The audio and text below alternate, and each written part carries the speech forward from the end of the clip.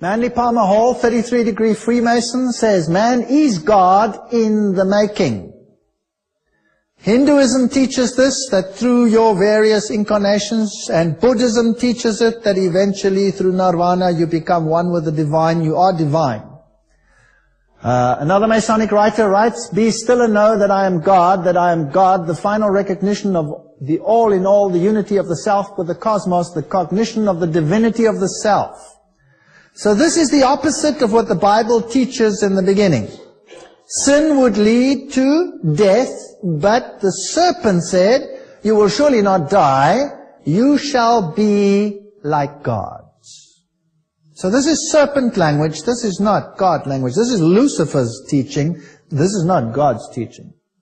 The perfect man is Christ, and Christ is God. This is the birthright and destiny of every human soul. J.D. Buck, Mystic Masonry. Notice the symbolism again. You could get the hexagram out of it, and you could get that sign out of it. You can turn it around and put it in front of a car as well if you like.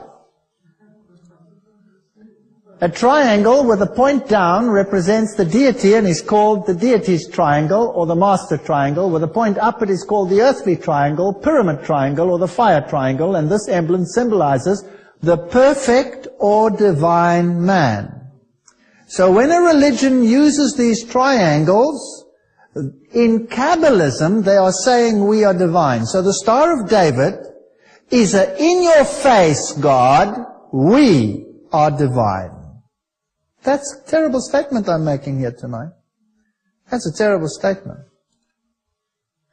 With a point upwards, the equatorial triangle stands for Shiva, the destroyer, and signifies the flame which rises upward from the funeral pyre towards heaven. The symbol is familiar to us, the Masons, in several degrees, notably the 30th degree. Notice the higher degrees get initiated into what is going on. This is Ward, Freemasonry, and the Ancient Gods. So Shiva is the God who is there represented. We'll come to that in a moment. So when you see a symbol like this, it's not as simple as it sounds. This is Kilbourne Platt, showing that higher historical markers, these states are all dedicated Masonically. The double-headed eagle we've dealt with already. The 32nd degree makes the double-headed eagle its particular emblem, and of course also of the 33rd degree. In this sign we conquer is what it says over here. The Maltese cross, also the crown with the cross in it, are Masonic symbols, and you will find it is the symbol of many churches, particularly Pentecostal churches. Then you have various co-masonry degrees. For example, this is the symbol used by the Order of the Eastern Star, which is female Freemasonry, which is of course run by male Freemasonry. Freemasonry generally is a white brotherhood, but co-masonry accommodates females and black people. So, to the uninitiate, it seems as if the white race is supreme. Once you get to the higher initiates, there is a different story, and Nimrod was worshipped as black or white. There is chaos created between the races, so you have the Ku Klux Klan, which is anti-black, and you have organizations which are equally anti-white. This is called dialectic thinking. Remember the Hegelian principle? You create friction between the races so that you can have synthesis in the end and bring about a new world order. So in order to unite the races, the best thing to do is to create chaos amongst the races until the pain of separation exceeds the pain of unity. You understand the Hegelian dialectic thinking? It's brilliant. It's sick, but it's brilliant.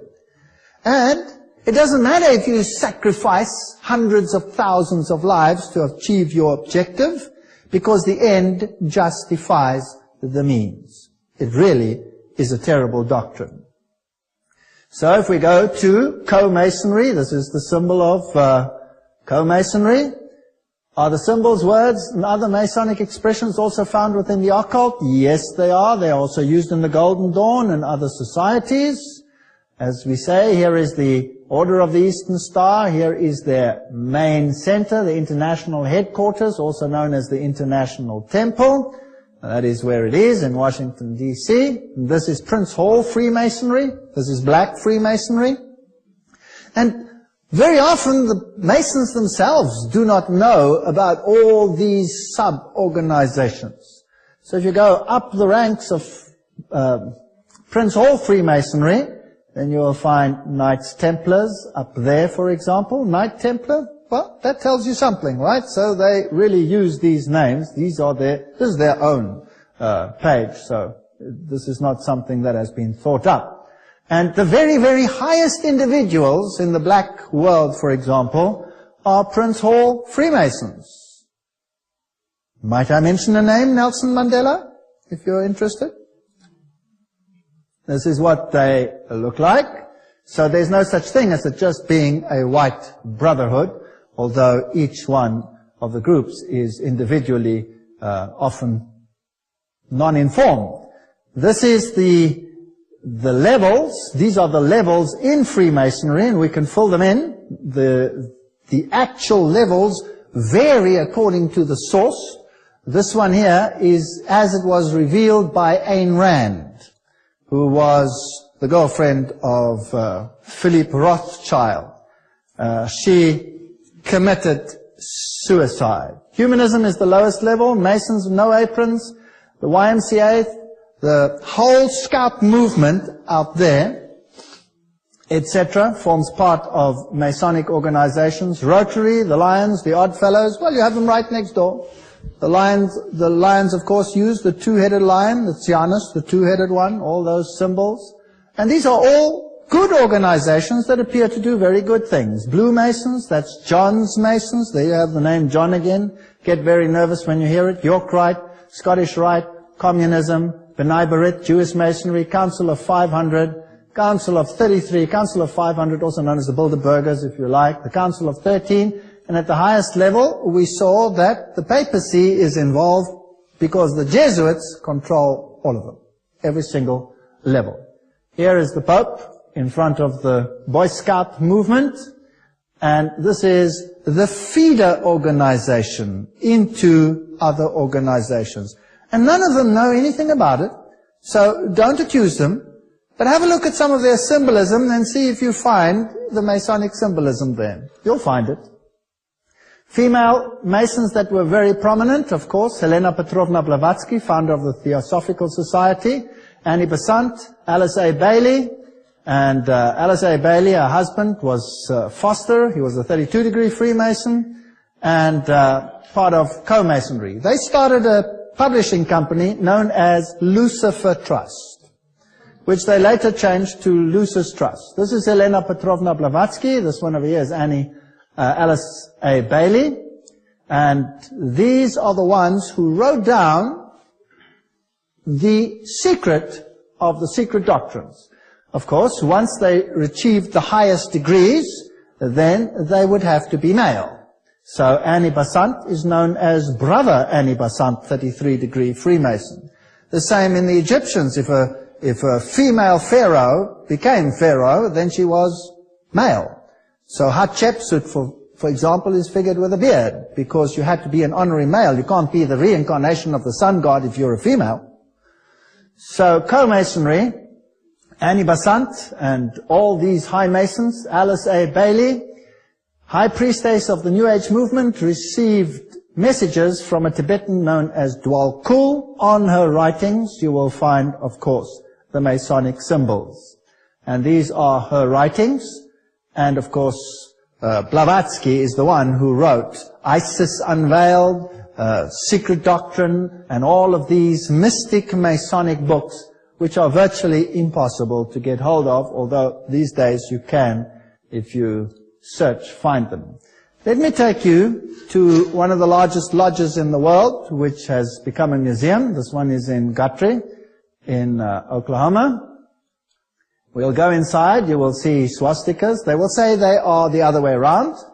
Yes, that might be so, but that doesn't mean anything, because the one way around it represents the female aspect, and the other way around it represents the male aspect, so it doesn't make any difference. You will find the symbol of the sun god Ra. You'll find the all-seeing eyes. And then you'll see this statue. It can be male, it can be female. It makes no difference. You should figure that out by now. With the finger on the mouth. And they will tell you that means secrecy. Don't reveal the secrecies. Or quiet in the lodge. All kinds of nonsense they will tell you. It's got nothing to do with it.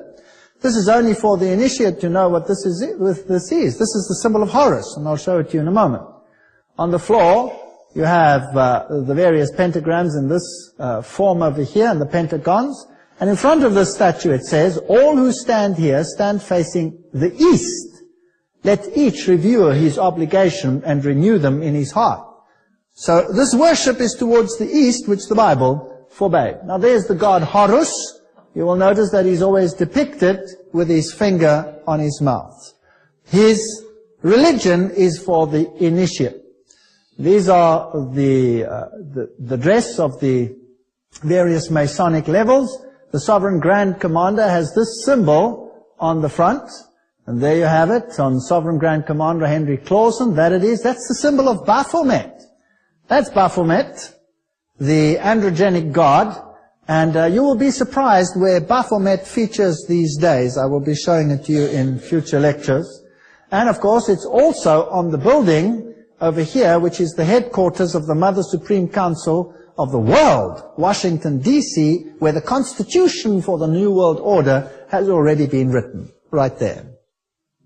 That's Baphomet, and this is how the symbolism was also used by Aleister Crowley. In the lodge, you will find IHS. I showed you that was the symbolism for the Jesuit order, Isis Horus Set. This stained glass window, in the light, it is, in the day, it is white. In the night, it becomes black, a very special technique. And if you know that Osiris was worshipped as black or white, then that explains the story. They have an Egyptian room with all the symbolism that goes along with it. They have an Assyrian room because they represent